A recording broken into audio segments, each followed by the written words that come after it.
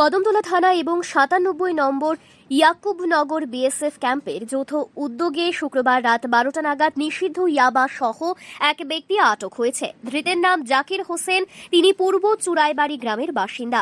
ধর্মনগর মহকুমা পুলিশ আধিকারিক জয়ন্ত কর্মকার জানান, বিএসএফ ক্যাম্পের অ্যাসিস্ট্যান্ট কমান্ড্যান্ট ডি.কে. বর্মার নেতৃত্বে কদমতলা থানার পুলিশ অভিযান চালিয়ে TR05G0266 নম্বরের একটি মারুতি সুজুকি বেলোনো গাড়ি আটক করা হয়।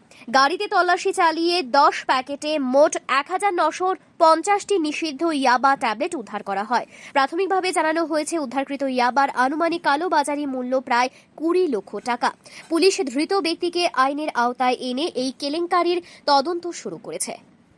সন্ধ্যার সময় কদমতলা পিএস এবং আমাদের 97 ইয়াকুবনগর বিএসএফ ক্যাম্প, আমাদের অ্যাসিস্ট্যান্ট কমান্ডার সাহেব ডি.কে. বর্মা সাহেবের নেতৃত্বে একটা জয়েন্ট একটা ভেহিকেল চেকিং চলছিল। এই সময় আমরা একটা গাড়ি, আপনাদের সামনে আছে গাড়িটা, আমরা পাই সাসপেক্টেডলি। ওই গাড়িটা পাওয়ার পর কদমতলা থানা থেকে ডিসিএম সাহেব এবং আমাদের ফরেন্সিক টিম এক্সপার্টকে খবর দিয়েছি। ওদের উপস্থিতিতে গাড়িটা চেক করা হয়েছে। গাড়ির ভিতরে প্রায় 1950 আউন্স ইয়াবা ট্যাবলেট ছিল। এখন ফরেন্সিক টিম দিয়ে আমরা এটা টেস্ট করেছি, সেটা ইয়াবা ট্যাবলেট। এরপর আমরা ইয়াবা ট্যাবলেট সহ গাড়িটাকে আমরা সিজ করেছি।